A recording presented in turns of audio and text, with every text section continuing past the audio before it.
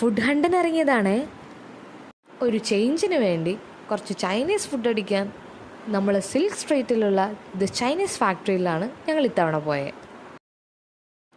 അവിടുത്തെ ഇൻറ്റീരിയർ ഒരു രക്ഷയില്ലായിരുന്നു കേട്ടോ.